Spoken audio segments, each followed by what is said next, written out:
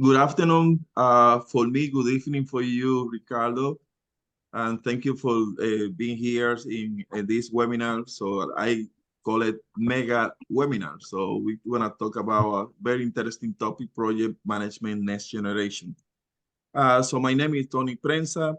I'm gonna be the host for today's event. So I'm thrilled to have Ricardo. Is very busy I'm lucky and blessed to have you here. So Dr. Ricardo Viana Vargas, he's a global leading project management and business agility. He's a corporate board member. He's a SAFE consultant, PMI past chairman, PMI fellow, author, venture capitalist. So Dr. Viana is an experienced leader in global operation, project management, business transformation, and crisis management. So his focus is in implementing innovative global initiatives, capital projects, and product development. And one important thing about Dr. Viana, he has managed led projects over $20 billion in global initiatives over the past 25 years. And the last but not least is one after 24 years of serving as a PMI volunteer, he was awarded with the PMI Fellows. I think it's the first one or second one in Brazil and Portugal. Yeah, no, I think it's the second because, of course, I want to consider Paul Dinsmore. Paul Dinsmore is an American, but he lived most of his life in Brazil, and when I received, I dedicated my awards to him and to Luis Seabra in Portugal.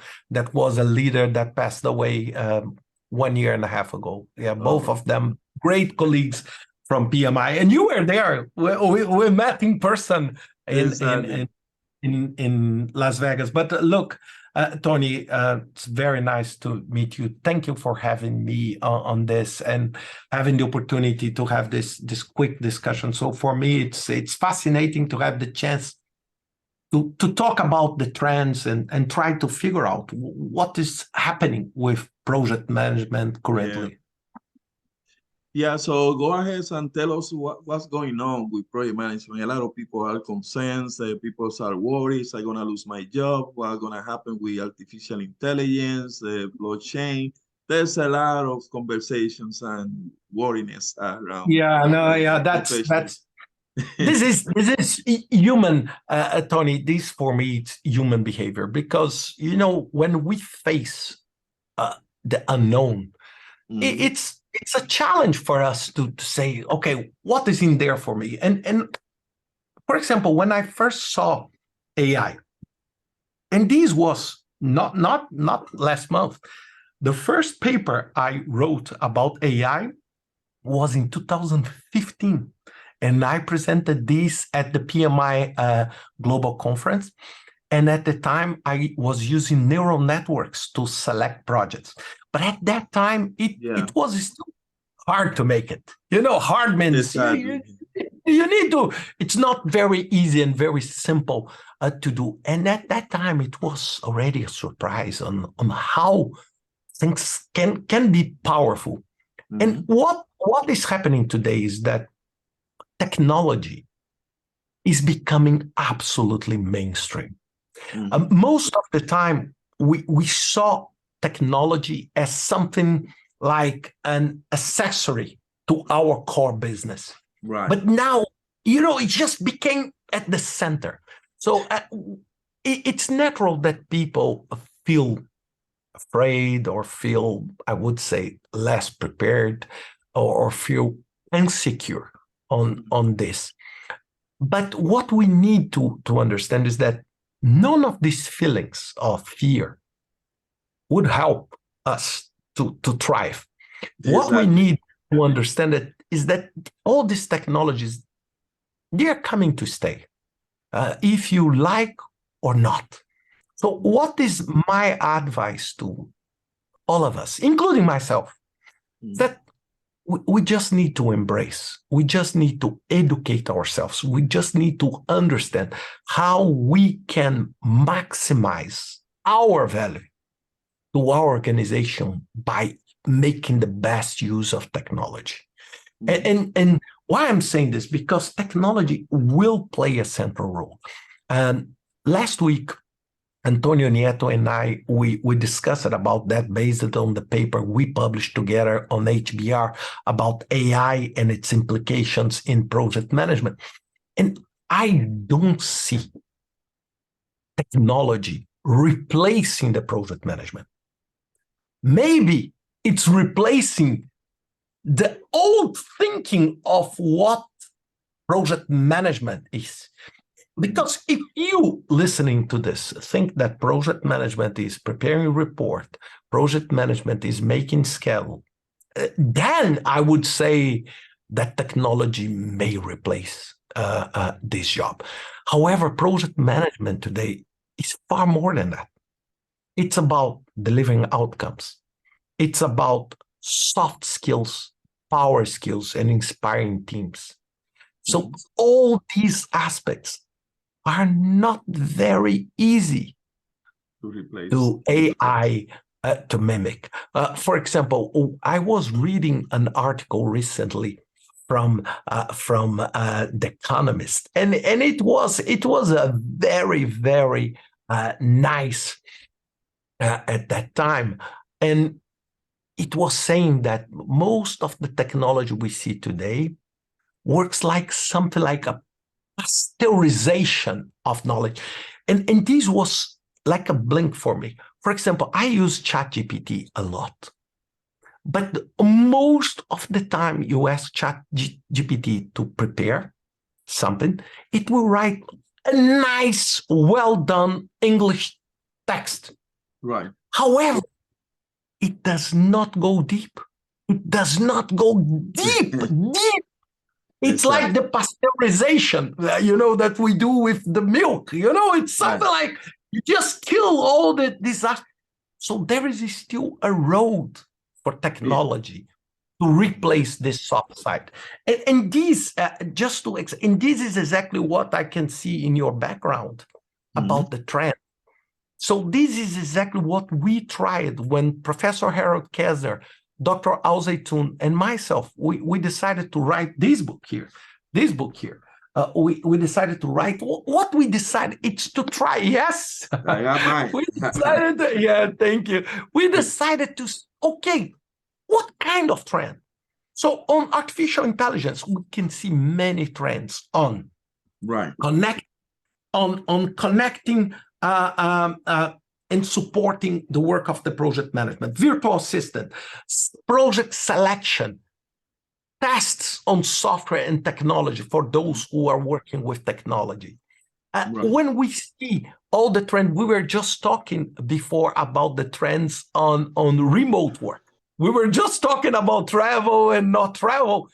It's absolutely different. I was telling to those who are listening, I was telling the story of my oldest daughter. She lives in London, and she works for about 8 months. She's young, and for a large bank in Europe, and she never met her boss physically, because her boss stays in Romania, the team stays part in India, and it's just so different from what we think. And this is the new concept of this distributed team. So these are all trends that are affecting. But the only thing I would truly recommend people is that don't get scared and don't be afraid and don't try to stop this.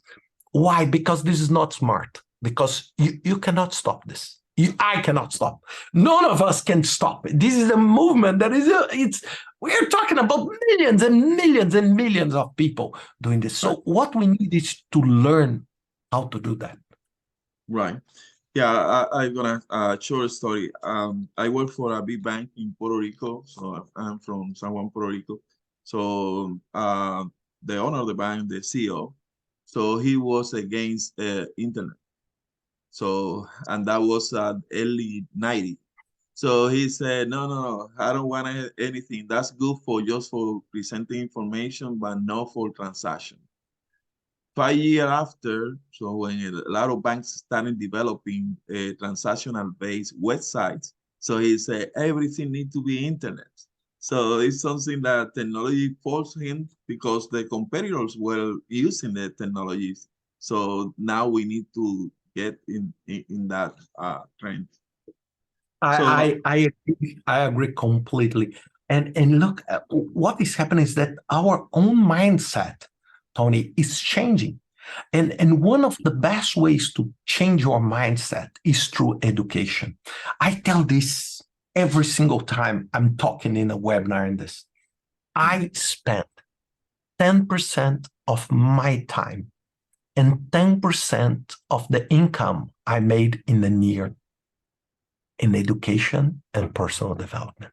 I spend time to go to a congress, time to study, time to do course. For example, I was studying last month Python, language. And people ask me why. It's not because I will become a coder or developer, but I want to understand what is behind this to make sense on how these would work. And this knowledge helps you to become less afraid, less scared about the future. For example, when you know more AI, you know exactly, okay, that AI is nothing more than a massive amount of data with a massive capability of processing that tries to get patterns out of these big data to make sense of trends, to make sense of what is going on. But what is the difference between this and what happened 20 years ago? It's just because today we have the ability, the computational ability to process zillions of data that we hadn't before. We can take all the population on Earth many, many times and we can compute everything because we have machines to do that. And this is why, for example, AI became so powerful today. Right. So I have a question based for the benefits of the people that are going to be watching the videos and the ones that are here. It's about the quality of leadership. So what qualities does the project managers we need to be successful in the new generation? And you mentioned something, and that has been a trend that is a reality now. A lot of people in the past, when I started working in IT when I was 17 years ago. That was in 1978. So a lot of things had changed. No Microsoft, no Windows, no mobiles, nothing like that exists. But before, we as employees, we expected that the company decide what we need to development. They pay for the training, they send you to the training, they pay for this. So a trend that is now that you mentioned, you taking out of your income, 10% of your income and committed to educate yourself, be better. So that's a trend that is a reality. So if you want to be better, so you need to put some money and time to get better because the company, they won't do that for you. At the end, I love the Tom Peters book. That is not new. That's Me Inc. I think something like that. And at the end, if you do not invest on yourself, who do you think will invest? If you don't think that you is your biggest asset, how do you plan to convince your company that you are a good asset to hire? And I learned this. And when I say money, out of these two components, money and time, I would say that time is 1 billion times more relevant than money because there is a lot of things that cost zero or cost very little.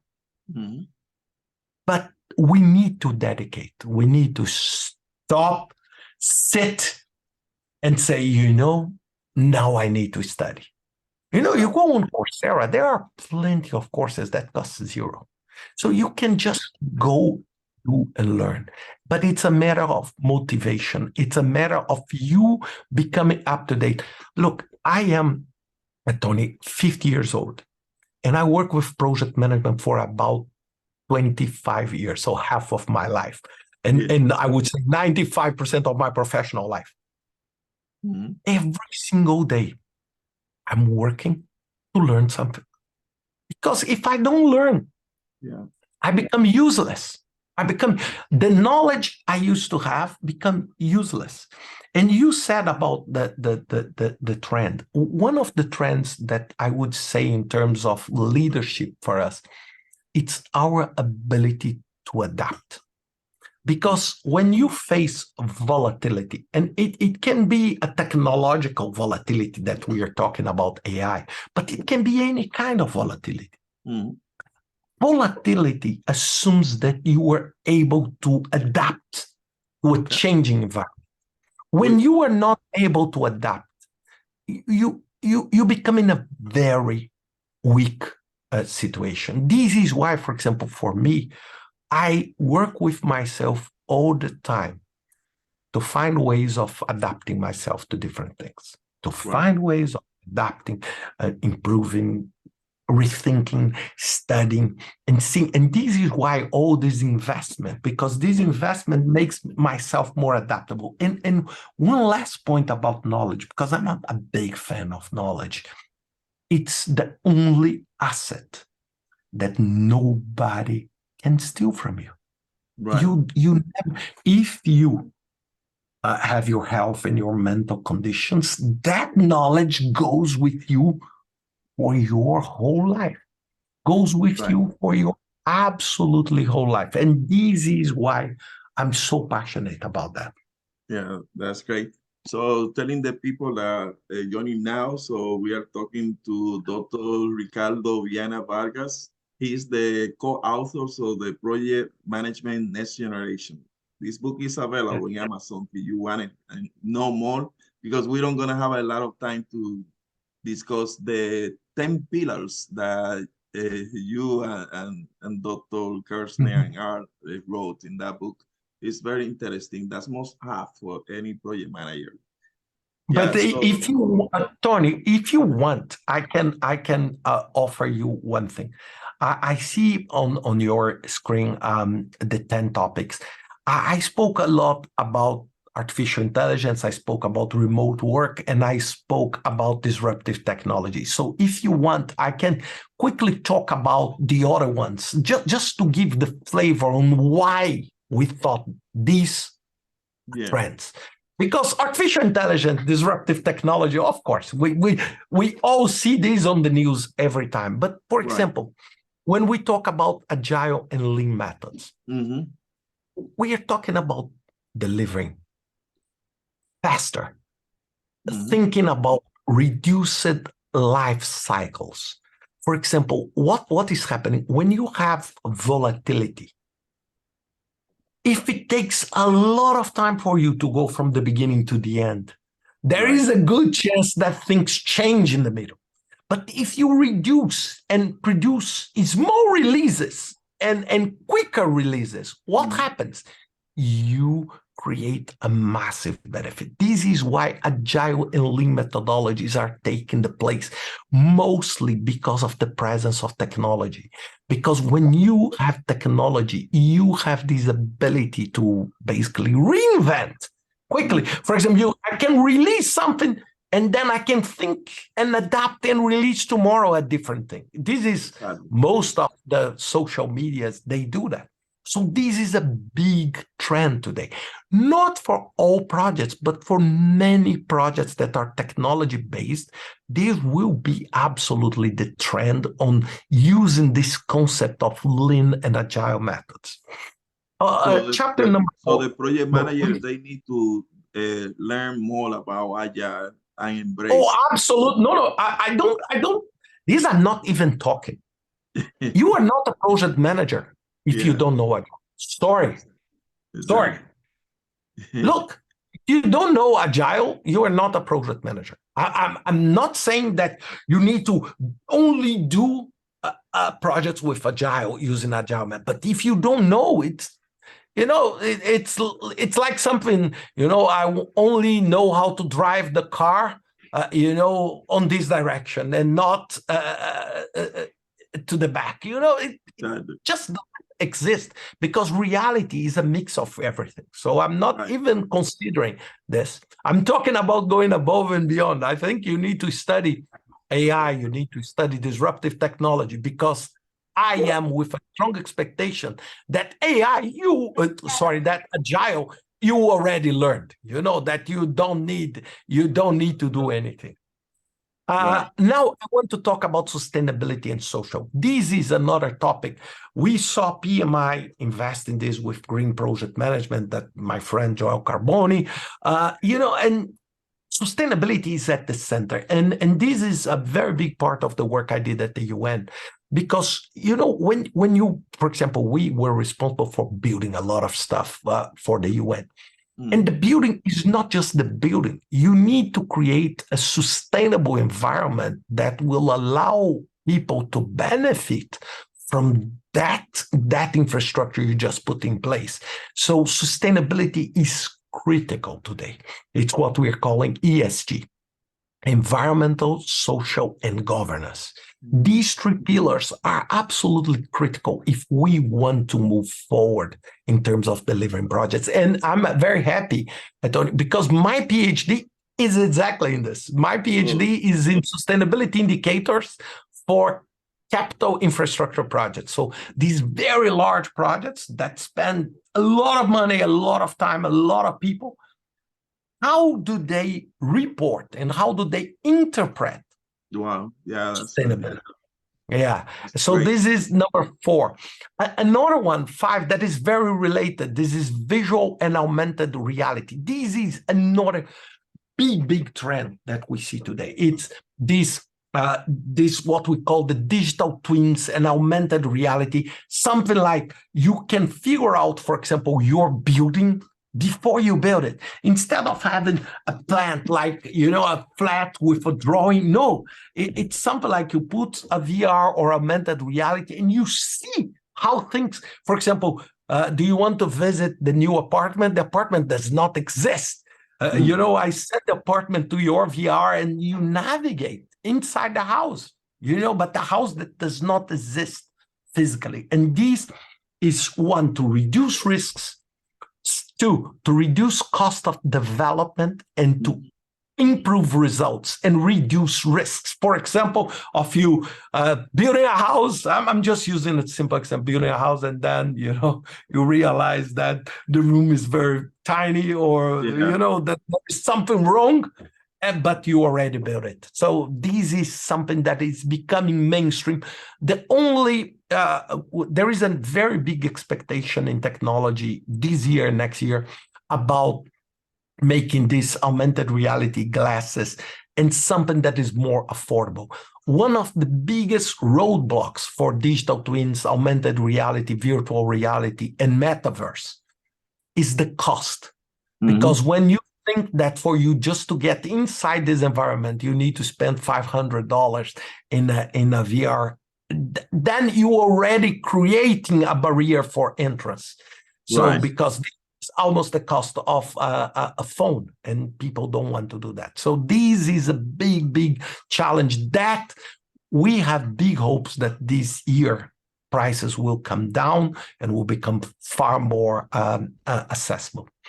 On data analytics and visualization, this is the use of technology. Data analytics using AI. So the concept of using Power BI, but Power BI powered by AI, helping you to make that decision. This is an absolutely big trend also. Another one is collaborative work and this kind of collaboration platform. For example, this morning I was talking to a colleague that was developing a platform where people will share, for example, marketing professionals, finance professionals. For example, I built a company with finance experts, and different companies hire pieces of my work. So instead of having a finance area inside my company, I buy pieces. And all this kind of collaboration and platform that will allow these people to work together from a specific industry perspective to a project perspective. And two more. Security. This is becoming a critical asset today, even more with people working from home, where you have this distributed, and the cybersecurity risk is becoming massive. And this is a big trend on security, project data security, because imagine if a competitor knows your projects, know what you are planning to release in a year. So this is a big, big disruption. Leaking data is very easy nowadays. Yes. Even more now. Look. People say, "Oh, you cannot screen anything." I take just this camera and I take a photo and done. Exactly. I get. Exactly. You know, I can say on Zoom meeting, people cannot copy. Okay, you just take your camera and take a photo of the screen. And you know, it's how you can avoid this. So this is a massive challenge for all of us. And last but not least is the changing in demographics. Just today, The Economist published one thing about the war in Ukraine. And it was, it was surprising. And he said, the problems that Russia has in the long term. And I was starting reading, thinking about the war, the economic collapse, and this, expecting something on that. And they said, no, the problem is many men died in the war. Many young people left the country to avoid being called for the war. So there is a gap on people. The people, new Russians are not being born. So there is a risk that 10 years from now, 5 years from now, there is a massive gap on the workforce. And I never thought about that dimension. You know, that dimension, that is not just a financial thing, but it's a demographic thing that could change completely the pattern of the society, due to the war. And the war that is 1 year old war. So for the first time, the fertility rates in Russia are dropping at a dramatic scale. So these are just some examples that we are talking about. And this change in demographics will require a completely new approach to the products and services that we are creating as a project. Right. So sorry for jumping on that, but I wanted at least to make sure that we cover all this. And this is exactly the reason why we wrote the book. Right. Yeah, but thank you very much for everything that you are doing for the project management community and all the professionals around the world. So you are my inspiration. I am older than you, so I'm 60 and you are 50. So 10 more years. But thank you very much. Thank you, very kind of you. Okay, and sorry for talking too much and too fast, because I wanted really to give the message in this time slot. We always learn from you, and I appreciate it. So we didn't have the chance to get questions from the participant of the webinar, but feel free. I'm always in the network. That's what I do. So I'm preparing and play golf. That's two things that I do. That's good. I need to learn golf. This is something I need to learn. In Portugal, where I live, there are many golf fields. There are many, but I'm unable yet. Exactly. So does anyone have any questions, so send it to me by LinkedIn, so I make sure. So when Ricardo, and can put also on the comment on YouTube, and Tony, you just sent to me. I'm more than happy to answer. But thank you very much, and thank you for this initiative. I think this kind of initiative is what really moves our society forward, and let's help each other to build a better future. Thank you very much. Okay. Thank you very much for your time. Thank you all. Okay, have a good one. Bye-bye. Bye.